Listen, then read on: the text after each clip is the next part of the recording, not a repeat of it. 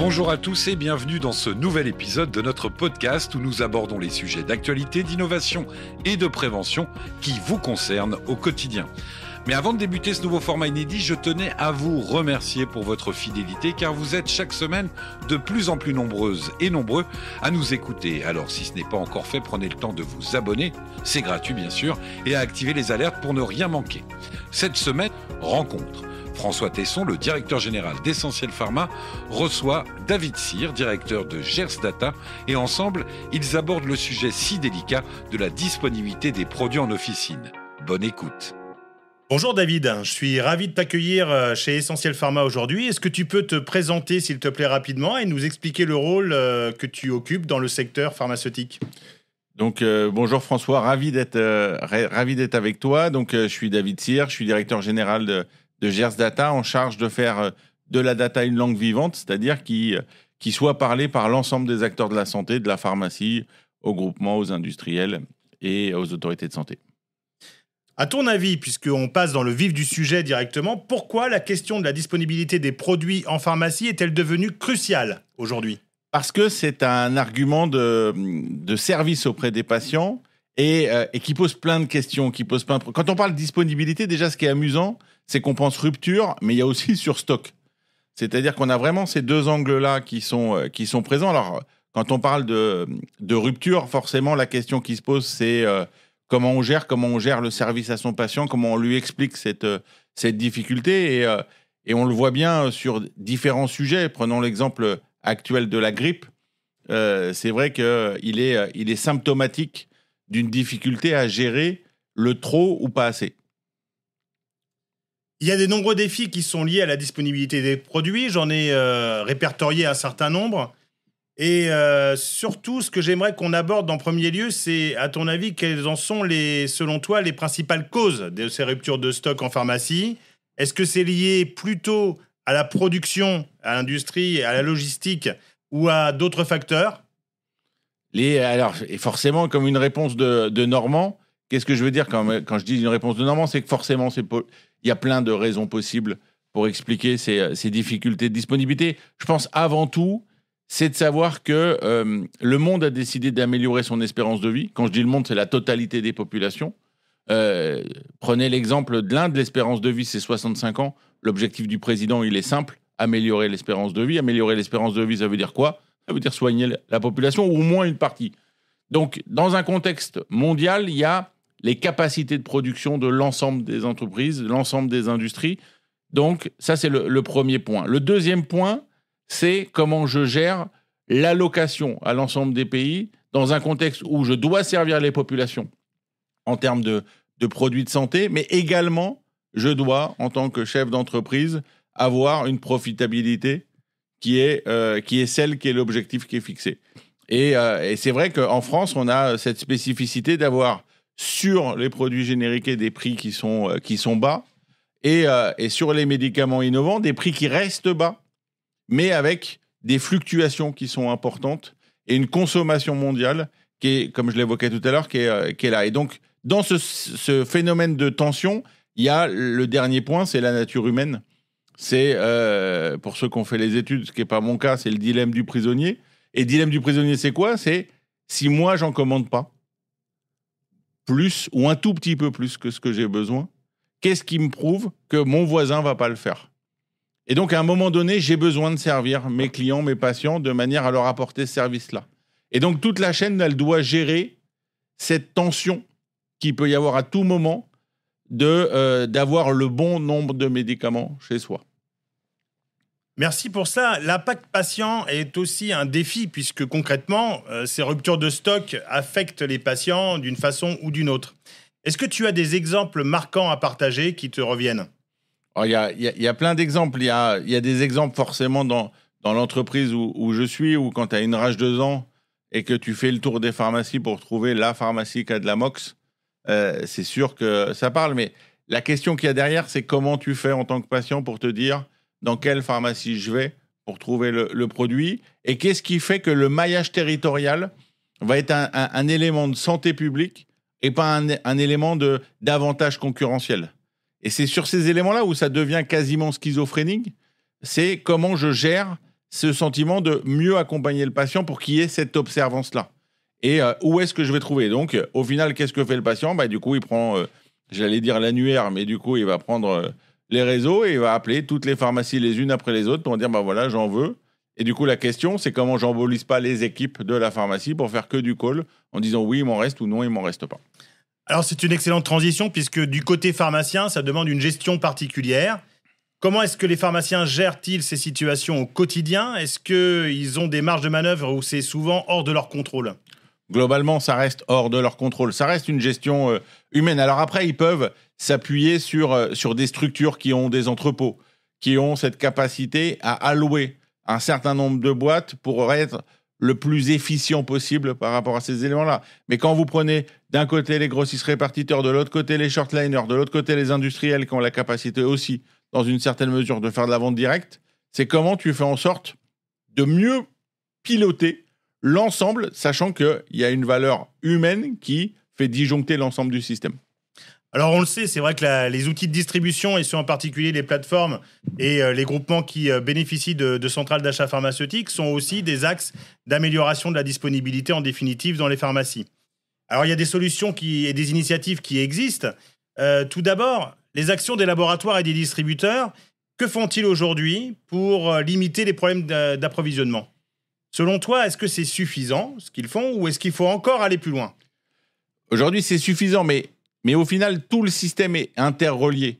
C'est-à-dire que dès que tu mets en place quelque chose, forcément, ça fuite ou ça se déconstruit d'un autre côté. Et donc la question, c'est comment on prend en charge de manière globale sur toute la chaîne ces situations-là, de manière à trouver une solution qui soit acceptable pour l'ensemble de la chaîne. Et à chaque endroit où tu te dis, je vais essayer d'apporter une solution en réduisant par exemple les ventes directes des industriels, au final, ça va craquer à un autre endroit. Quand tu vas te dire, du coup, on met tout chez grossistes répartiteurs, ça va craquer par rapport à l'ensemble de la gestion des différents grossistes. Et donc, c'est de se dire, qu'est-ce qui peut être mis en place dans ce contexte-là? Et on le voit bien, les tensions d'approvisionnement sur le médicament, elles ne font que croître année après année. On voit qu'il y a un certain nombre d'acteurs qui se posent la question de la rentabilité sur certains produits et donc d'arrêter un certain nombre de médicaments. Et donc, comment tu fais le relais? Et comment, au-delà de la rupture ou de la non-disponibilité que tu peux avoir sur une molécule, comment tu anticipes sur des molécules à côté, c'est-à-dire qui n'ont pas forcément la même cible en termes de destination, mais pour autant, qui du fait que celle-ci va tomber en rupture, il va y avoir une tension importante sur d'autres types de molécules. Prenons le cas de l'amoxicilline tout à l'heure, on va avoir d'autres antibiotiques qui vont être sous tension et qui potentiellement, eux aussi, vont tomber en rupture. Non pas parce qu'il y a une surdemande sur ces antibiotiques, mais parce que j'en ai un qui est en rupture, du coup, on a un effet collatéral. C'est très clair. Alors, évidemment, tu es dans un métier qui met en évidence l'avantage d'utiliser un certain nombre d'outils numériques. En quoi les technologies comme les plateformes de gestion de stock ou les CRM peuvent-ils aider à faire une différence, puisque notre préoccupation permanente, et ce en particulier dans les pharmacies essentielles pharma, mais pas que, c'est d'avoir une disponibilité produit qui corresponde aux besoins de la patientèle?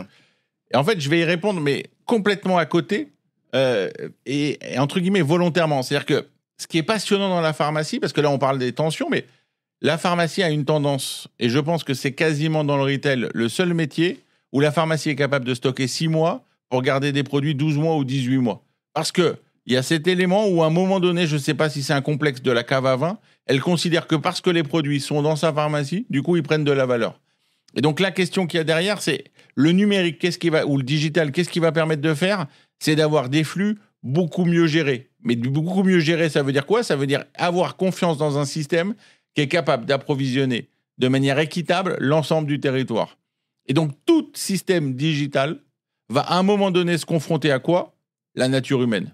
L'élément qui va se dire, et si j'en prends un tout petit peu plus? Et surtout, c'est quoi la bonne quantité pour une pharmacie?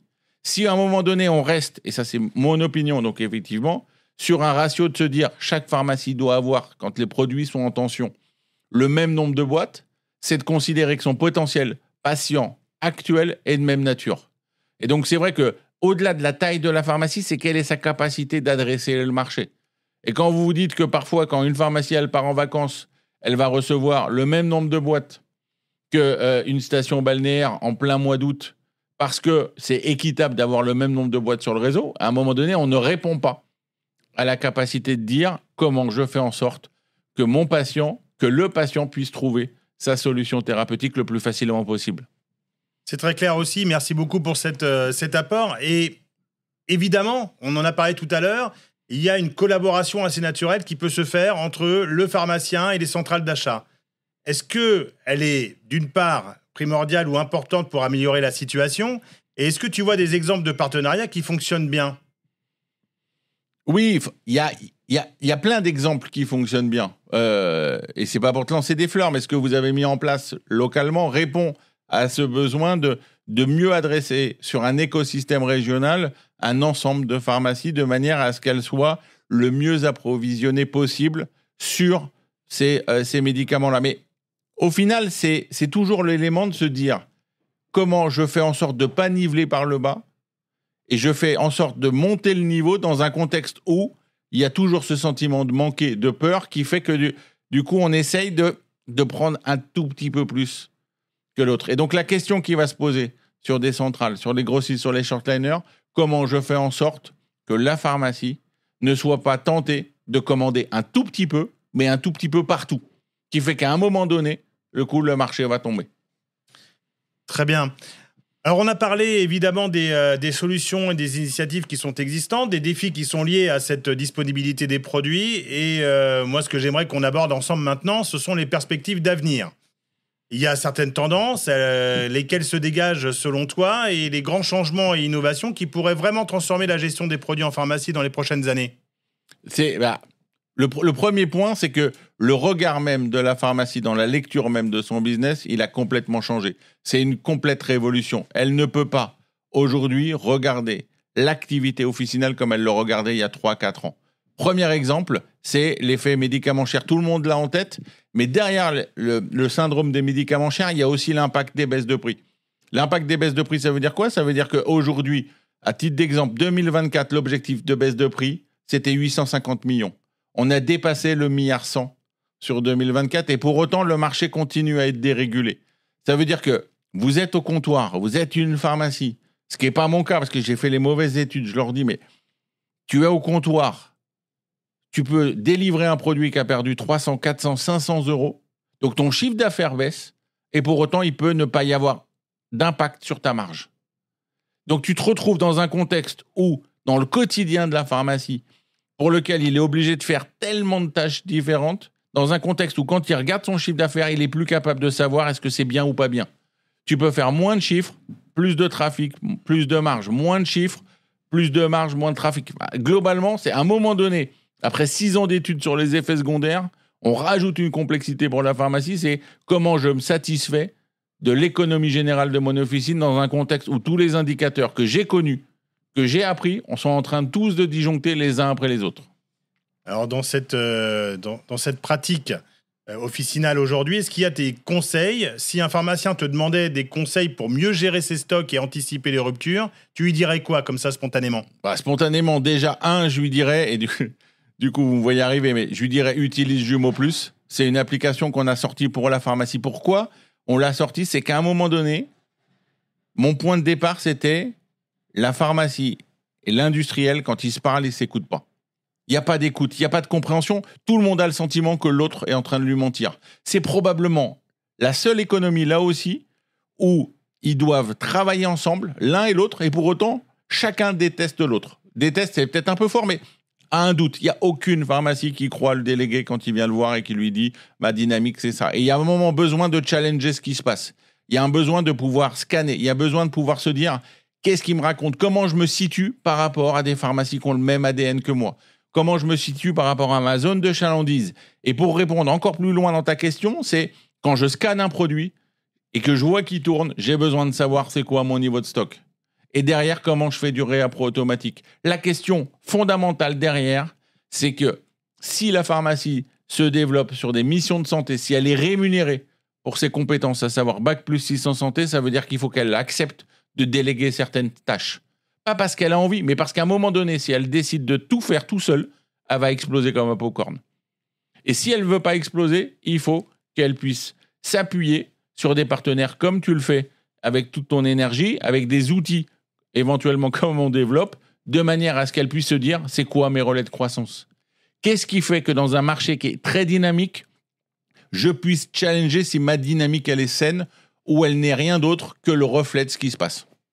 Merci David. Si tu devais résumer maintenant, quelles sont selon toi les 3 priorités à mettre en place pour améliorer la disponibilité des produits en pharmacie ? 1, c'est resserrer les partenaires avec lesquels la pharmacie elle travaille. C'est de se dire c'est quoi l'ADN de ma pharmacie, quels sont les produits que je dois avoir dans ma pharmacie, comment je mets en place des outils de réappro de manière à ce que j'ai un stock suffisant pour gérer une tension de demande et non pas excessif, et également de pouvoir être très alerte sur quelles sont les dynamiques des marchés, comment ça se passe pour être justement le plus réactif possible dans le quotidien de ce qui se passe. Et la technologie, elle va dans ce sens-là. Il y a très longtemps, et je prends l'exemple sur les bilans annuels. Avant, le bilan annuel sur le réseau officinal, il arrivait en mars, puis il arrivait en février, puis il arrivait fin janvier. Maintenant, quand on présente les résultats le 15 janvier, c'est presque trop tard. On a déjà envie de savoir ce qui se passe en janvier. Et l'enjeu de la pharmacie, c'est pas seulement de savoir qu'est-ce qui s'est passé dans le rétroviseur, c'est qu'est-ce que je suis en train de vivre et comment je raisonne ce que je suis en train de vivre pour prendre les bonnes décisions. Merci beaucoup. C'est vrai que là, la différenciation, on sent bien qu'elle se met en place dans les pharmacies et c'est ce qu'on essaye de faire chez Essentiel Pharma, d'avoir une démarche qui consiste à utiliser l'ensemble des outils et aussi de réfléchir aux modes d'approvisionnement qui conviennent et qui sont liés aux besoins croissants d'une population qui a besoin d'une disponibilité supérieure. Toutes les pharmacies ne se valent pas sous ce cadre-là. Et est-ce que tu aurais un dernier mot pour les pharmaciens qui nous écoutent et tout simplement les patients qui viennent voir ces pharmaciens au quotidien ? C'est le maillage territorial, c'est l'énergie que tu déploies à travers le réseau, à travers les pharmacies Essentiel Pharma pour comment on donne de l'ADN sur un assortiment, sur des univers. Une chose est sûre, tout ce qui ne se voit pas en pharmacie n'est pas vendu. En termes d'univers, en termes de catégorisation, en termes de confiance. Prenons le sujet, on parle souvent d'ortho, de compression. Parfois, le concurrent de l'orthopédie en pharmacie, c'est pas les MadMed, c'est Jardiland, c'est Decathlon, c'est des enseignes où, effectivement, le Parisien, quand il part à la campagne pour faire un peu de jardinage, et ben, du coup, il va acheter une ceinture lombaire et il va acheter ces éléments parce que, du coup, quand il va en pharmacie, il ne le voit pas systématiquement, il n'y pense pas. Et donc, dans ces éléments-là, c'est comment je suis le mieux accompagné pour me dire c'est quoi mes leviers de croissance. Est-ce que je ne travaille pas une catégorie parce que je suis toujours en insuffisance de stock ou parce que je ne le mets pas suffisamment en avant ? Et au lieu de se dire systématiquement comment je baisse les prix pour être le plus agressif possible, comment j'augmente la valeur de mon entreprise. Et augmenter la valeur de son entreprise, c'est à la fois son chiffre d'affaires et son EBIT. Eh bien, merci David d'avoir partagé ton expertise sur le sujet, la disponibilité produits en officine. À très bientôt. Merci beaucoup François. C'était Rencontre, un format Essentiel Pharma. Si l'épisode vous a plu, pensez à le partager pour nous soutenir et vous abonner pour nous suivre. À très vite pour un nouvel épisode.